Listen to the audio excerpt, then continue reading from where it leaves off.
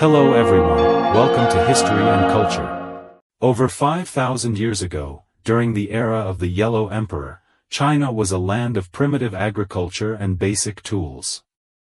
Life was simple yet harsh, and clothing was mostly made from coarse hemp or animal hides. Hemp irritated the skin, while hides, though warm, were heavy and uncomfortable, far from ideal for those who yearned for comfort and beauty. According to legend, the Yellow Emperor's wife, Leizu, was a diligent and intelligent woman.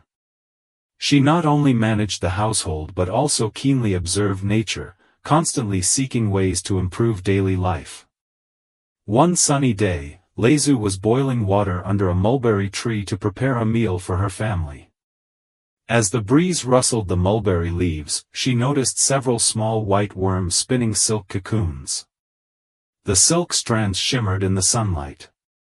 While she was adding firewood to the stove, a gust of wind blew a few cocoons from the tree, and they happened to fall into the boiling water.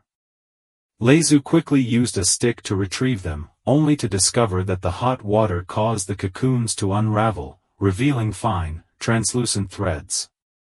As she gently pulled, the silk thread grew longer and longer, strong, soft, and gleaming in the sun, like a gift from nature. Inspired, Leizu wondered if these threads could be useful. She took the cocoons home for further study. She experimented by twisting several strands together to create a single silk thread, which she then stretched across a simple waist loom, an early weaving tool. After some effort, she successfully wove a small piece of white cloth. It was soft, light, and far more comfortable than hemp. This was the prototype of what we now call silk. But Leizu didn't stop there. She began exploring how to raise silkworms, plant mulberry trees, and extract silk efficiently. She found that silkworms fed exclusively on mulberry leaves produced long, even threads. She learned to soften cocoons in hot water to extract longer filaments and improved her loom to produce smoother, more refined fabric.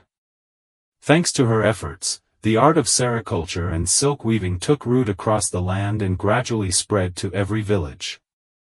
Though Leizu's story bears elements of myth, archaeological discoveries lend strong support to this legend.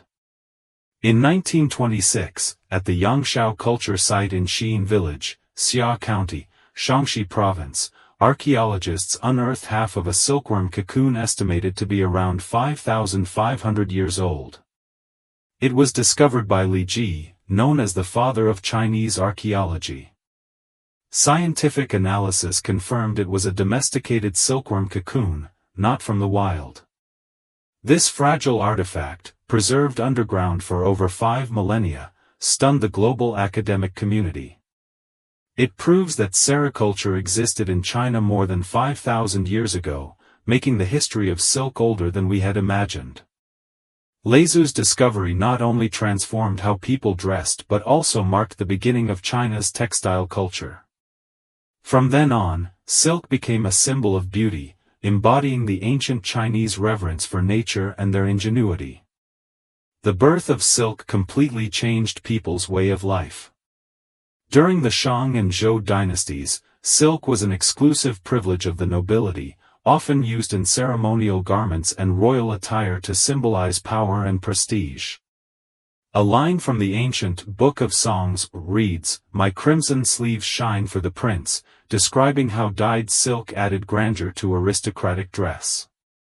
By this time, silk production techniques had become increasingly sophisticated. Dyeing and embroidery added elegance and complexity to the fabric. In particular, the state of Chu during the spring and autumn and warring states periods became famous for its breathtaking silk embroidery. Techniques like lock embroidery brought phoenixes, vines, and cloud motifs vividly to life on silk, making these items cultural treasures of their time. Interestingly, Chu's silk reached far beyond China. In 1948, Soviet archaeologists discovered a silk tapestry in the Pazyryk tombs in the Altai Mountains of Russia.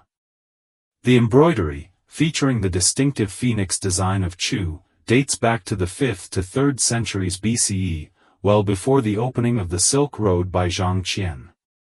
The tomb lies more than 4,000 kilometers from central China, suggesting that even before the Silk Road was formally established, Chinese silk had already made its way west via steppe trade routes, showcasing the far-reaching influence of Chinese culture. By the Qing and Han dynasties, silk production expanded dramatically and became more accessible to common people. The economic prosperity of the Han dynasty provided fertile ground for the silk industry to flourish, and sericulture became part of everyday life for many families. According to the Book of Han, silk was not only used by aristocrats but was also a valuable commodity for imperial rewards and foreign trade. Han dynasty silk craft grew more diverse, introducing weaves like satin, gauze, damask, and brocade. Satin shone like a mirror, gauze was breathable and light, and brocade featured intricate multicolored patterns, all marvels of craftsmanship. The widespread use of silk was made possible by the ancient Chinese pursuit of technical excellence. Silk fibers possess remarkable strength. Modern tests show that silk threads can rival steel wire of the same thickness in tensile strength. A single silkworm can produce up to 1,000 meters of filament, making it the longest single natural fiber known. From mulberry cultivation and cocoon incubation to reeling and weaving, each step demanded painstaking effort. As the Tang poet Li Shangyin wrote, "The spring silkworm spins till death, and the candle burns till it weeps dry." This wasn't just a tribute to the silkworm, it was a salute to the dedication of the craftspeople behind silk's creation. The popularity of silk in the Han dynasty also owed much to the advancement of social organization. The government established specialized institutions to oversee silk production, while private industries formed a complete supply chain, from mulberry farmers to weavers, each fulfilling a specific role. While ordinary people couldn't afford luxurious brocades, simpler silk fabrics became part of everyday life. Silk ceased to be a symbol exclusive to royalty and became a shared cultural identity across all social classes. If Leizu was the one who sparked the legend of silk, then Zhang Qian was the one who carried that legend out into the world. In 140 BCE, shortly after Emperor Wu of Han ascended the throne, he resolved to eliminate the persistent threat of the Xiongnu, the fierce nomadic warriors of the north. Despite the growing strength of the Han dynasty following the reigns of Emperors Wen and Jing, the Xiongnu remained undefeated. Upon learning of the Yuezhi, an ethnic group driven westward by the Xiongnu, Emperor Wu saw a potential alliance. He envisioned joining forces with the Yuezhi to launch a pincer attack on the Xiongnu. This crucial mission fell to a young envoy named Zhang Qian. In 139 BCE, he set out from Chang'an with a team of over 100 people, heading west toward uncharted territory. The journey to the western regions was long and treacherous, full of deserts and snowy mountains. Worse still, the path was controlled by the Xiongnu. Not long after leaving Longxi, Zhang Qian was captured and taken to their camp. Instead of executing him, the Xiongnu chose to detain him, hoping time would wear down his will. They gave him a wife and tried to integrate him into their culture. But Zhang Qian never gave up on his mission. For 10 years, he waited, watched, and searched for a way to escape. 10 years later, amid internal turmoil in the Xiongnu, Zhang Qian seized the opportunity to escape and continued his westward journey. He crossed the Zhongling Mountains, modern-day Pamir Plateau, enduring sandstorms and thirst, and finally reached the Great Yuezhi. However, the Yuezhi had already settled in the Amu Darya region and were leading a stable life, unwilling to wage war against the Xiongnu. Zhang Qian's first mission thus failed to achieve its military objective, but he did not return empty-handed. He meticulously recorded the geography, products, and customs of the western regions, discovering that these countries had a great fondness for Han's silk, lacquerware, and other goods, while the Han also desired fine horses, grapes, and other specialties from the West. This laid the groundwork for future commercial exchanges. On his way back, Zhang Qian was captured by the Xiongnu once again. It wasn't until another bout of internal strife that he managed to return to Chang'an. His journey had lasted 13 years. A true feat. Emperor Wu of Han was deeply intrigued by Zhang Qian's reports and decided to send him west again. In 119 BCE, Zhang Qian embarked on his second expedition, bringing with him large quantities of silk, tea, porcelain, and other Han specialties. On this journey, he established contacts with states like Wusun and facilitated trade between the Han and Western regions. The stabilization of the Heshi corridor turned the Silk Road into a bridge linking east and west. Zhang Qian's contribution lay not just in opening trade routes, but in breaking cultural barriers. He introduced the prosperity and power of the Han Empire to Western nations and, in turn, brought back knowledge of the outside world. Silk, as the Han dynasty's calling card, traveled westward with caravans, reaching Central Asia, Persia, and even Rome. The Roman historian Florus recorded that the journey from China to Rome took 4 years, and that silk was so precious it was worth its weight in gold. The Romans called China Serica, meaning the land of silk, demonstrating silk's profound influence on the Western world. Zhang Qian's 2 missions changed Han China's global posture and made silk a symbol of East-West exchange. The opening of the Silk Road turned silk into an envoy of East-West cultural interaction. After the Han Dynasty, the production and trade of silk continued to thrive. The Tang Dynasty marked the peak of Chinese silk development. Markets in Chang'an and Luoyang attracted merchants from Persia, Arabia, and India. Tang Dynasty silk featured even more ornate patterns, with gold weaving, embroidery, and dyeing techniques reaching their zenith. The poet Du Fu wrote, "Silken robes embroidered shine in the late spring, with golden peacocks and silver qilin, vividly portraying the luxury of Tang attire." Religious patterns from Buddhism and Taoism were often embroidered onto the silk, reflecting the flourishing spiritual life of the Tang period. These designs, traveling with silk to Central Asia, influenced local artistic styles. The Silk Road was not just a trade route, but a cultural highway. Tang silk, tea, and porcelain spread across the world via both land and sea routes, while glassware, spices, and wool from the West enriched life in China.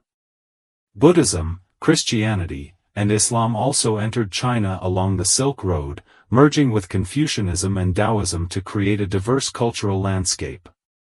As a medium of exchange, silk witnessed the collision and fusion of Eastern and Western civilizations. However, the spread of silk was not without setbacks. During the Southern and Northern dynasties, Emperor Wu of the Liang dynasty requisitioned commercial ships for his northern expedition, causing the maritime Silk Road to be disrupted.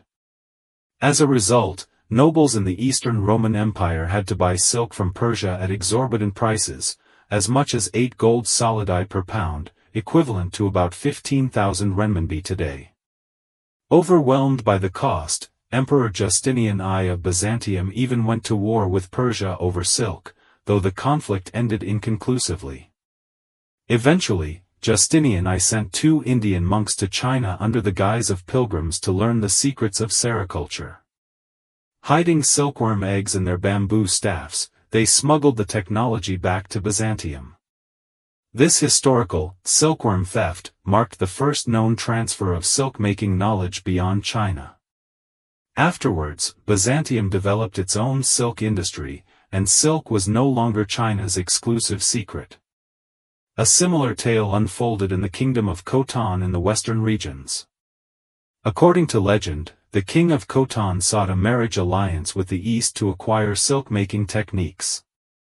A princess from the East, hiding silkworm eggs in her headdress, married into Khotan and brought sericulture with her. In remembrance of her, locals painted her image alongside silkworm cocoons on wooden panels. In the early 20th century, British explorer Aurel Stein discovered such a painting at the Dandenwillock site in Xinjiang, an artwork echoing this legendary story. As one of the 36 kingdoms of the Western regions, Khotan played a key role in Sino-Western cultural exchange. Its 1,300-year-long history remains a rare gem in world civilization. The legend of silk is, in essence, a mirror of Chinese civilization. It began with Leizu's serendipitous discovery, was elevated by Zhang Qian's 10,000-mile journey through deserts, and flourished along the bustling Silk Road in a vibrant tapestry of cultural exchange. More than just an exquisite fabric, silk is a civilizational thread spanning 5,000 years, recording the wisdom, faith, and aesthetic of ancient peoples. With the deepening of archaeological discoveries, our understanding of silk is quietly being rewritten. At Qianshanyang in Zhejiang, we've uncovered silk fabrics dating back 4,700 years. At the Qingtai site in Hunan, even older silk remnants from 5,500 years ago have been preserved. Sites like Yinshu and Erlitou from the Shang and Zhou periods also reveal early weaving techniques. These artifacts prove that silk was already an integral part of Chinese civilization long before the Han or Tang dynasties.